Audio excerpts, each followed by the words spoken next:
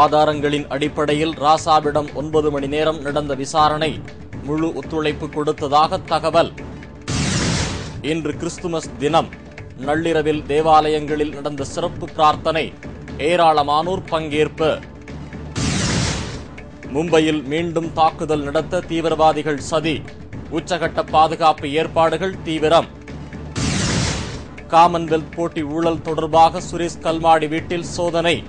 முக்கிய ஆவணங்கள் சிக்கியதாக தகவல்.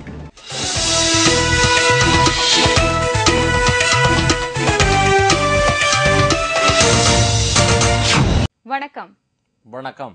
கிறிஸ்துமஸ் தின நல்வாழ்த்துக்கள். விரிவான செய்திகள். லட்சக்கணக்கான ரூபாய் ஊழல் முறைகேடு நடந்துள்ள 2G ஸ்பெக்ட்ரம் ஒதுக்கீடு குறித்து முன்னாள் அமைச்சர் ராசாவிடம் மத்திய புலனாய்வுத்துறை அதிகாரிகள் 9 மணி நேரம் தொடர் விசாரணை நடத்தினர். 2G ஸ்பெக்ட்ரம் ஒதுக்கீட்டில் நாட்டிற்கு 1,76,000 கோடி ரூபாய் இழப்பு ஏற்பட்டதாக மத்திய தணிக்கை அதிகாரி தனது அறிக்கையில் தெரிவித்து இருந்ததை அடுத்து உச்சகட்ட பரபரப்பு ஏற்பட்டது.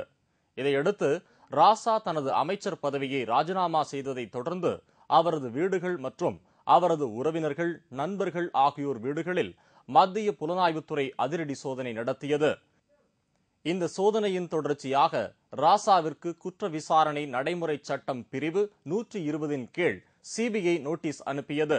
இதன் அடிப்படையில் நேற்று சிபிஐ அலுவலகம் வந்த ராசாவிடம் அதிகாரிகள் விசாரணை நடத்தினர். ஏற்கனவே தயார் செய்து வைத்திருந்த கேள்விகள் அவரிடம் கேட்கப்பட்டது. ஆதாரங்களை முன்கூட்டியே சேகரித்து வைத்திருந்த அதிகாரிகள் சரமாரியாக கேள்வி எழுப்பியதால் ஸ்பெக்ட்ரம் விவகாரத்தில் மேலும் பல தகவல்கள் வெளியாகும் என்று எதிர்பார்க்கப்படுகின்றது.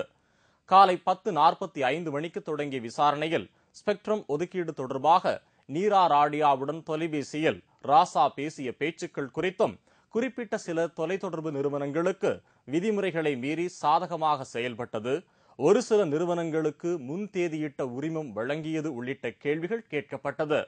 ஸ்பெக்ட்ரம் உரிமம் அளிப்பதில் நடந்த முறைகேடுகள், அவற்றின் மூலம் வந்த பணம் குறித்து கேட்கப்பட்ட கேள்விகள் முக்கியத்துவம் வாய்ந்ததாக கருதப்படுகின்றது. இதற்கிடையே ராசாவின் டெல்லி இல்லத்தில் சிபிஐ நடத்திய சோதனையின் போது ஸ்பெக்ட்ரம் குறித்த தொலைத்தொடர்புத்துறை ஆவணங்கள் கைப்பற்றப்பட்டது குறித்தும் சிபிஐ அதிகாரிகள் கேள்வி எழுப்பினர். குறிப்பாக பதவியை ராஜினாமா செய்த பின்பும் முக்கியமான அரசு ஆவணங்களை வீட்டில் வைத்து இருந்தது ஏன் என்று ராசாவிடம் அதிகாரிகள் கேள்வி எழுப்பினர். சுமார் 9 மணி நேரம் நடந்த தொடர் விசாரணைக்கு பின் செய்தியாளர்களை சந்தித்த ராசா, விசாரணையில் கேட்கப்பட்ட கேள்விகள் குறித்து தாம் கூற முடியாது என்று தெரிவித்தார். மேலும் விசாரணை நடத்திய சிபிஐ அதிகாரிகளுக்கு நல்ல ஒத்துழைப்பு கொடுத்ததாக தெரிவித்தார். I gave cooperation to the investigating agency for the inquiry. Okay. I cannot share all these things what happened between us. இந்த விவகாரம் குறித்து சிபிஐ மீண்டும் ராசாவை விசாரிக்கும் என்று எதிர்பார்க்கப்படுகின்றது. இயேசு கிறிஸ்து பிறந்த தினமான கிறிஸ்துமஸ் திருநாளை இன்று உலகமெங்கும் உள்ள கிறிஸ்துவ பெருமக்கள் கோலாகலமாக கொண்டாடி வருகின்றனர். எதிரி மீதும் அன்பு செலுத்த வேண்டும் என்ற உன்னத தத்துவத்தை இந்த உலகிற்கு உணர்த்தியவர் இயேசுபிரான். அவரது பிறந்த தினத்தை உலகெங்கும் உள்ள கிறிஸ்துவ பெருமக்கள் கிறிஸ்துமஸ் தினமாக கோலாகலமாக கொண்டாடி வருகின்றனர். நேற்று இரவு அனைத்து தேவாலயங்களிலும் தொடங்கிய பிரார்த்தனைகள் இரவு முழுவதும் நீடித்தது. இரவு 12 மணி அளவில் இயேசுபிரான் பிறந்ததை அறிவிக்கும் வகையில் தேவாலய மணிகள் ஒலிக்கப்பட்டது. தமிழகத்தில் உள்ள அனைத்து தேவாலயங்களிலும் நடந்த பிரார்த்தனையில் ஏராளமான மக்கள் கலந்து கொண்டனர்.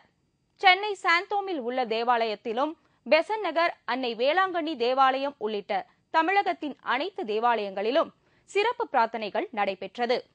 எல்லாம் வல்ல இறைவனை நாங்கள் பிரார்த்திக்கிறோம். அனைத்து மக்களுக்கும் எங்களது அன்பார்ந்த கிறிஸ்துமஸ் வாழ்த்துக்கள். கிறிஸ்துமஸ் மற்றும் புத்தாண்டு கொண்டாட்டங்களை சீர்குலைக்க இந்தியாவிற்குள் ஊடுருவிய 4 பாகிஸ்தான் தீவிரவாதிகள் கைது செய்யப்பட்டுள்ளனர். இதையடுத்து மும்பையில் வரலாறு காணாத பாதுகாப்பு ஏற்பாடுகள் தீவிரப்படுத்தப்பட்டுள்ளன. மும்பை மற்றும் அகமதாபாத் நகரங்களில் தாக்குதல் நடத்த தீவிரவாதிகள் திட்டமிட்டுள்ளதால் முன்னெச்சரிக்கை நடவடிக்கை எடுக்கும்படி மத்திய உளவுத்துறை எச்சரிக்கை விடுத்திருந்தது. இதையடுத்து நடந்த சோதனையில் லஷ்கர்-இ தொய்பா அமைப்பைச் சேர்ந்த அப்துல் கரீம் மூசா, நுல் அபு இலாஹி, வாலித் ஜின்னா மற்றும் பெபுஸ் ஆலம் ஆகிய 4 பேரை உளவுத்துறை போலீசார் கைது செய்துள்ளனர். இதையடுத்து செய்தியாளர்களை சந்தித்த மகாராஷ்டிர முதலமைச்சர் பிருத்திவிராஜ் சவுகான், தீவிரவாதிகள் 4 பேர் கைது செய்யப்பட்டுள்ளதோடு மும்பை நகரில் பாதுகாப்பு ஏற்பாடுகள் தீவிரப்படுத்தப்பட்டுள்ளதாக தெரிவித்தார். கடந்த 2008ஆம் வருடம் மும்பையில் நடந்த தாக்குதல் போல் தற்போது கிறிஸ்துமஸ் மற்றும் புத்தாண்டு கொண்டாட்டங்களின் போது தாக்குதல் நடத்த இந்த 4 பேரும் திட்டமிட்டுள்ளதாக தெரிவித்தார். இதன் மூலம் இந்திய பொருளாதாரத்தை சீர்குலைக்க அவர்கள் தீவிரமாக முயன்று வருவதாகவும் தெரிவித்தார்.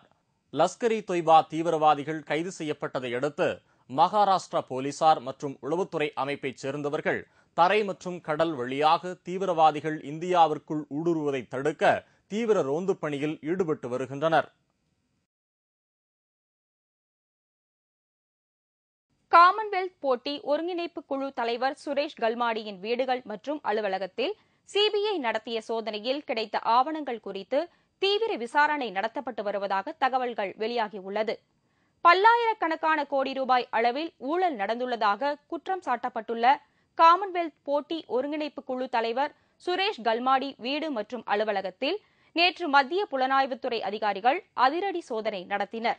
இதன் பின்னர் செய்தியாளர்களை சந்தித்த சிபிஐ செய்தி தொடர்பாளர் வினிதா தாகூர், சுரேஷ் கல்மாடி மற்றும் அவரது உதவியாளர் வீடுகளில் நடத்தப்பட்ட சோதனையில் கைப்பற்றப்பட்ட ஆவணங்களை தீவிரமாக ஆய்வு செய்து வருவதாக தெரிவித்தார்.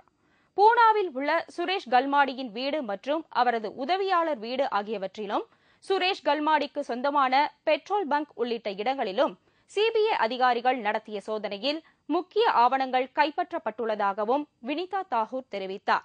CBI has today carried out search of the office and residences of the chairman of the organizing committee of Commonwealth Games 2010 and his personal secretary in Delhi, Pune and Mumbai as part of the ongoing investigation into the allegation of award of video installation work for the Queen's Baton Relay to a London-based private firm at inflated rates. Several important documents recovered during the searches are being scrutinized. இதையடுத்து செய்தியாளர்களை சந்தித்த Suresh Kalmadi, CBI சோதனைக்கு தேவையான அனைத்து ஆவணங்களையும் தாம் கொடுத்து இருப்பதாகவும், காமன்வெல்த் போட்டி குறித்து எந்த முடிவும் தன்னிச்சையாக எடுக்கப்படவில்லை என்றும், எந்தவித விசாரணைக்கும் தாம் தயாராக இருப்பதாகவும் கூறினார். நாடாளுமன்ற பட்ஜெட் கூட்டத்தொடர் எதிர்க்கட்சிகளின் இடர்பாடுகளின்றி சுமூகமாக நடைபெறும் என்று மத்திய நிதியமைச்சர் பிரணாப் முகர்ஜி நம்பிக்கை தெரிவித்துள்ளார். புதுடில்லியில் நடைபெற்ற வர்த்தகம் மற்றும் தொழில் கூட்டமைப்பின் 105வது ஆண்டு நிறைவு கூட்டத்தில் கலந்து கொண்ட பின் செய்தியாளர்களை சந்தித்தார் பிரணாப் முகர்ஜி. அப்போது அடுத்த ஆண்டு பிப்ரவரி மாதம் நாடாளுமன்ற பட்ஜெட் கூட்டத்தொடர் தொடங்க இருப்பதாக தெரிவித்தார். நடந்து முடிந்த நாடாளுமன்ற குளிர்கால கூட்டத்தொடரில் ஸ்பெக்ட்ரம் ஊழல் குறித்து நாடாளுமன்ற கூட்டுக்குழு விசாரணை நடத்த வேண்டும் என்று கூறி பாஜக உள்ளிட்ட எதிர்க்கட்சிகள் நாடாளுமன்ற குளிர்கால கூட்டத்தொடரை முடக்கியதாக தெரிவித்தார்.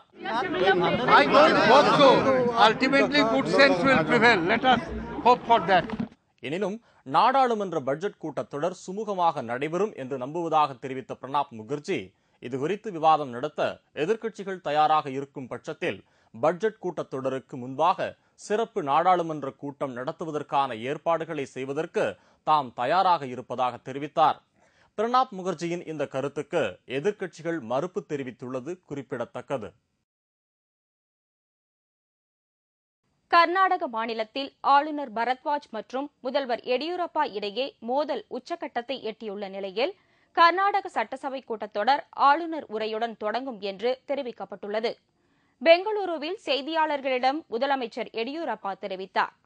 பெங்களூரில் நேற்று நடைபெற்ற அமைச்சரவைக் கூட்டத்தில் கலந்து கொண்ட பின் செய்தியாளர்களை சந்தித்த எடியூரப்பா, அடுத்த ஆண்டு ஜனவரி 6ஆம் தேதி சட்டசபை கூட்டத்தொடர் தொடங்கும் என்றும், கர்நாடக மாநில சட்டசபை கூட்டத்தொடர் ஆளுநர் பரத்வாஜ் உரையுடன் தொடங்கும் என்றும் அவர் தெரிவித்தார்.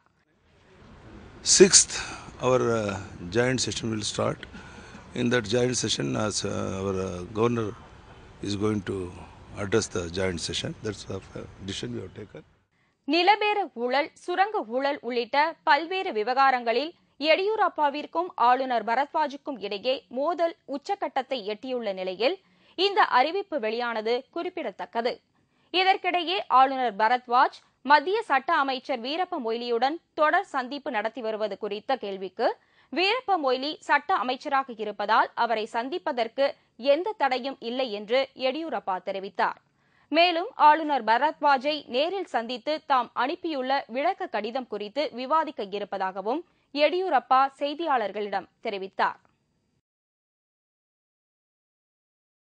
வெள்ளத்தால் பாதிக்கப்பட்ட விவசாயிகளுக்கு கூடுதல் நிதியுதவி வழங்க வேண்டும் என்று கோரி உண்ணாவிரதம் இருந்து வந்த தெலுங்கு தேச கட்சி தலைவர் சந்திரபாபு நாயுடுவின் உடல்நிலை மோசமானதை அடுத்து தீவிர சிகிச்சை பிரிவில் சேர்க்கப்பட்டுள்ளார். ஆந்திராவில் அண்மையில் ஏற்பட்ட வெள்ளத்தால் ஏராளமான விளை நிலங்கள் பாதிக்கப்பட்டது. இதையடுத்து பாதிக்கப்பட்ட விவசாயிகளுக்கு கூடுதல் நிதியுதவி வழங்க வேண்டும் என்று கூறி தெலுங்கு தேச கட்சி தலைவர் சந்திரபாபு நாயுடு கடந்த 17ஆம் தேதி காலவரையற்ற உண்ணாவிரதத்தை ஹைதராபாத்தில் தொடங்கினார். இதையடுத்து அவர் உடல்நிலை பாதிக்கப்பட்டதால் அவரை வலுக்கட்டாயமாக மருத்துவமனையில் அனுமதித்தனர். மருத்துவமனையில் அனுமதிக்கப்பட்ட போதும் சந்திரபாபு நாயுடு தனது உண்ணாவிரதத்தை கைவிடாமல் தொடர்ந்ததை அடுத்து அவரது உடல்நிலை மேலும் மோசமடைந்தது. தொடர்ந்து 7வது நாளாக உண்ணாவிரதத்தை மேற்கொண்டு வந்த சந்திரபாபு நாயுடுவின் உடல்நிலை மோசமானதை அடுத்து தீவிர சிகிச்சை பிரிவிற்கு மாற்றப்பட்டார். அங்கு அவருக்கு சிகிச்சை அளிக்கப்பட்டு வந்தது. இதையறிந்த தெலுங்கு தேச கட்சி தொண்டர்கள் மருத்துவமனையை முற்றுகையிட்டதை அடுத்து அங்கு பதற்றமான சூழல் நிலவியது. இந்நிலையில் நேற்று மாலை சந்திரபாபு நாயுடுவை சந்தித்த பிரகாஷ் காரத், சரத் யாதவ் உள்ளிட்ட தலைவர்கள் உண்ணாவிரதத்தை கைவிடுமாறு வலியுறுத்தியதை அடுத்து அவர் தனது உண்ணாவிரதத்தை கைவிட்டார். இத்துடன் செய்திகள் நிறைவடைந்தன. மீண்டும் செய்திகள் பிற்பகல் 1 மணிக்கு. உங்கள் பிரச்சனைகளுக்கு உடனடி தீர்வு காண 30134600 என்ற கேப்டன் டிவியின் தொலைபேசி எண்ணுக்கு தொடர்பு கொள்ளுங்கள். வணக்கம். வணக்கம்.